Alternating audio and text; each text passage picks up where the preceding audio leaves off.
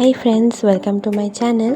আজকে আপনাদের সাথে শেয়ার করব সবার একটা প্রিয় রেসিপি, জন্মাষ্টমীতে স্পেশাল তালের বড়ার রেসিপি, যেটা প্রায় সব ঘরে বানানো হয় আর সবারই একটা দারুণ প্রিয় রেসিপি, যেটা বাচ্চা থেকে বড় সবাই খুব ভালোবেসে খেয়ে থাকে। এর জন্য প্রথমেই আমাদেরকে যে তালটা আছে সেটাকে ভালো করে ছাড়িয়ে নিতে হবে। আর যদি আপনাদের মনে হয় যে তালটা একটু তিতো হতে পারে, তাহলে তালটাকে আপনারা সারা রাত চুন জলে ভিজিয়ে রাখতে পারেন। এতে তালের যে তিতো ভাবটা থাকে সেটা অনেকটাই কেটে যায়। তো তালটা ছাড়িয়ে আমরা এরমভাবে তালটার যে আটিগুলো থাকবে সেগুলোকে আমরা ভাগ করে নেব। এরপরে তালটাকে ঘষে আমরা ভালো করে যে তালের কাইটা আছে সেটা আমরা বের করে নেব।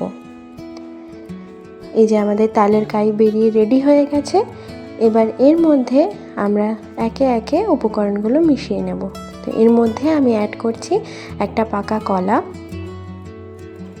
নারকেল কোড়া,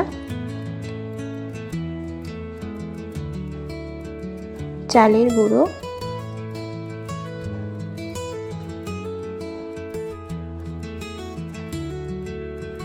আর দেব আমি এখানে চিনির বদলে জাগেরি পাউডার। আপনারা চাইলে এখানে চিনি ইউজ করতে পারেন।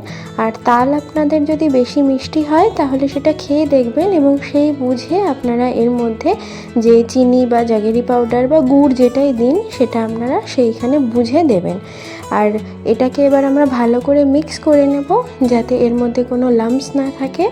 আর এই যে ব্যাটারটা হবে সেটা যেন একটু ঘন হবে, যাতে বড়া ভাজতে সুবিধা হয়, ছেড়ে না যায়, সেই বুঝে এর মধ্যে আমরা চালের গুঁড়ো আর একটু দেব বা সেটাকে আমরা ওইটুকুই রাখবো। এবার তেলের মধ্যে ব্যাটারটাকে বড়ার আকারে ছেড়ে দিলেই আর ভালো করে ভেজে নিলেই রেডি হয়ে যাবে আপনাদের তালের বড়া। যদি রেসিপিটা আপনাদের ভালো লাগে তাহলে অবশ্যই লাইক আর শেয়ার করে দেবেন, আর আমার চ্যানেলটাকে সাবস্ক্রাইব করতে ভুলবেন না।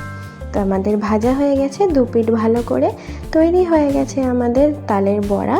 এটাকে গরম গরম পরিবেশন করুন আর খান। আর এটা ভীষণই সফট হয়, একদমই শক্ত হয়ে যায় না। এইভাবে বানালে তালের বড়া একদম পারফেক্ট হবে। তো দেখা হবে পরের ভিডিওতে। By friends.